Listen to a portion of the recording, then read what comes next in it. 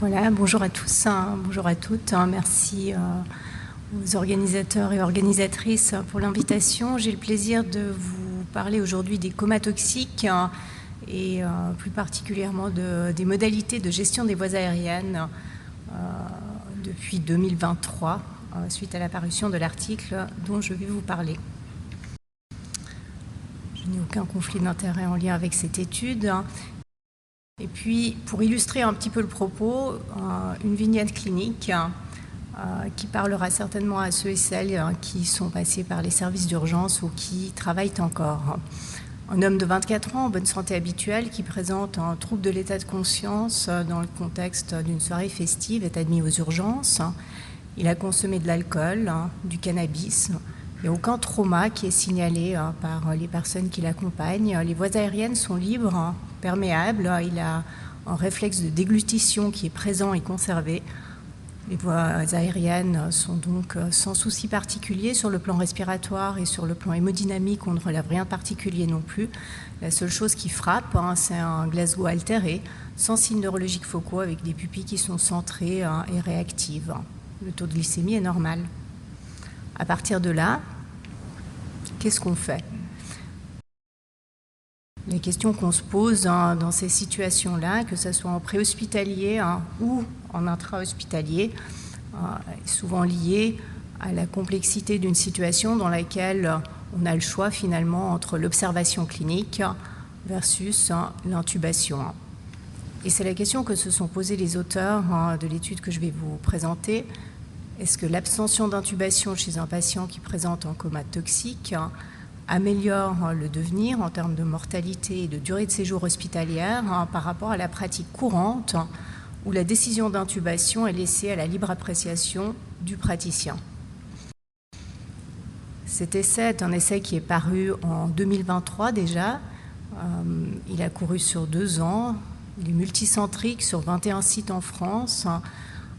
Les centres concernés étaient essentiellement des services d'urgence intra- et préhospitaliers avec un service de soins intensifs qui a inclus des patients. Voici le PICO. Les critères d'inclusion, c'est tous des patients adultes présentant une suspicion d'intoxication aiguë avec un Glasgow altéré inférieur à 9, à l'exclusion des patientes enceintes, des détenus, ou des patients présentant des critères d'intubation immédiate définis par des signes de détresse respiratoire, une lésion cérébrale, des convulsions ou un état de choc. À noter que les intoxications aux substances cardiotropes ou les intoxications isolées à des substances présentant la possibilité d'une réversion par un antidote, c'est-à-dire les opioïdes et les benzodiazépines, étaient exclus également. Le bras intervention, c'était l'abstention d'intubation, c'est-à-dire la gestion conservatrice des voies aériennes, sauf en cas de détresse respiratoire, de vomissement, de trauma, de convulsions et d'état de choc apparaissant dans le cadre de la prise en charge. Et puis le bras contrôle, c'était l'intubation laissée à la libre appréciation du médecin urgentiste. En termes d'outcome, l'outcome primaire était un outcome composite, composé du décès à l'hôpital et de la durée de séjour en soins intensifs et à l'hôpital à 28 jours. Dans les outcomes secondaires, on avait des outcomes composants de l'outcome primaire, la nécessité d'une ventilation mécanique, l'admission aux soins intensifs et les complications liées à l'intubation dont la pneumonie faisait partie. En termes d'inclusion, ils ont inclus à peu près 240 patients en 2 bras, de façon régulière. Et puis en termes de caractéristiques démographiques, les 2 bras étaient très similaires avec un âge médian de 33 ans et puis une parité homme-femme avec une prédominance d'hommes à raison de 60% dans les 2 groupes. Comme vous pouvez le voir, le Glasgow médian dans les 2 groupes était de 6, avec un taux d'intubation qui était évidemment clairement supérieur, comme on s'y attend au vu du design, dans le groupe de pratique usuelle. Donc dans le groupe contrôle, on retrouvait à peu près 60% de patients intubés, ce qui est assez important par rapport à la problématique rencontrée ici. La majeure partie des situations étaient liées à une intoxication alcoolique, avec des intoxications mixtes aussi qui comprenaient des sédatifs de type benzodiazépine ou encore des drogues récréatives comme le GHB ou le GBL. Et la grande majorité des cas étaient inclus en intra-hospitalier et en préhospitalier avec un seul cas inclus en milieu de soins intensifs. Voilà les résultats des outcomes primaires et secondaires. Comme vous pouvez le voir, les composants de l'outcome primaire sont clairement en faveur de la restriction d'intubation, avec l'outcome composite calculé sur la base d'un win ratio de 1,85. On va y revenir. Dans les outcomes secondaires, on voit qu'il y a une nette tendance à la diminution du nombre de pneumonies survenues dans le groupe intervention. Alors, les auteurs ont utilisé une méthode de calcul pour l'outcome composite qui est peu utilisée. En tout cas, moi, je ne la connaissais pas franchement avant. C'est le win ratio qui permet la hiérarchisation des critères au sein d'un critère composite. Chaque patient d'un groupe, en fait, est comparé à tous les autres patients de l'autre groupe, et ce, pour chaque composante, avec une pondération en faveur de l'outcome, enfin une hiérarchisation qui ici en l'occurrence était en faveur du décès, puis de la durée de séjour en milieu de soins intensifs et de la durée de séjour intra-hospitalière. Et puis le win ratio final, c'est le total des victoires par rapport au total des pertes qui s'élève ici à 1,85, donc clairement en faveur de la restriction d'intubation. Alors les points forts de cette étude, c'est que c'est une étude pragmatique, en tout cas en tant qu'urgentiste, c'est une question qui nous parle, bien évidemment, qui remet en question ce qui est parfois perçu comme un dogme, surtout par les plus jeunes, où le raccourci simple sur un critère unique et isolé d'intubation en cas de Glasgow inférieur à 9 amène à la décision d'intubation. Il y a peu d'études préalables, c'est essentiellement des études observationnelles qui questionnent en fait de la même manière, surtout en termes de causes aussi spécifiques que celles des intoxications. Et il n'y avait aucun essai randomisé sur la question.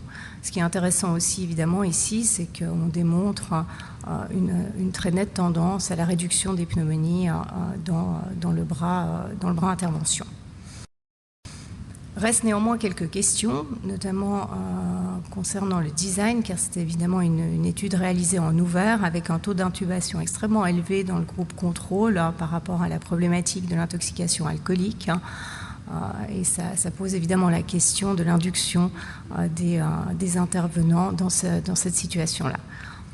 Il y avait peu de précisions, y compris dans le matériel qui était disponible de façon supplémentaire concernant l'expertise des opérateurs, le matériel d'intubation qui peuvent avoir une influence sur les outcomes.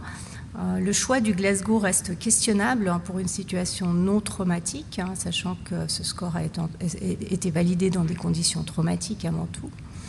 Et puis la différence des durées de séjour en milieu de soins intensifs qui réduisent les contraintes sur le système et puis qui amènent à des économies en termes d'outcome primaire est évidemment également une question à se poser ici, avec en filigrane la question de la capacité de nos services d'urgence dans les situations de tension qu'on connaît actuellement à gérer en fait des patients pour des surveillances qui se montent à 4 heures selon le design de cette étude, mais qui évidemment en fonction de l'évolution après 4 heures pourrait dépasser ces 4 heures de surveillance. Et c'est une question qui vaut pour notre système suisse, mais qui vaut probablement pour nos voisins français aussi qui ont hébergé cette étude tout autant.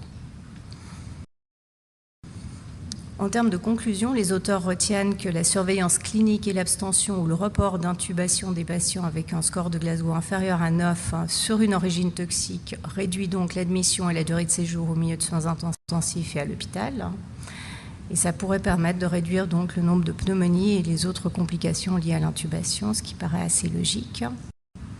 En termes d'implication pour la pratique, on garde à l'esprit ici, et je crois que ça vaut pour les médecins urgentistes de façon générale, la nécessité d'utiliser les compétences cliniques en évaluant de façon systématique le risque de compromission des voies respiratoires, en tenant compte non seulement du Glasgow, mais du contexte, parce que je vous ai mis ici quelques images.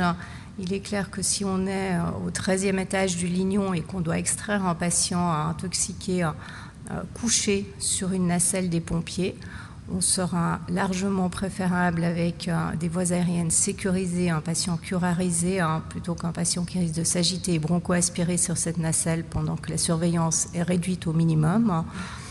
A contrario, si on a un patient qui présente des critères morphologiques complexes, on va peut-être choisir de surseoir à une intubation préhospitalière risquée et puis l'acheminer vers l'hôpital pour définir une stratégie de concert avec nos collègues anesthésistes.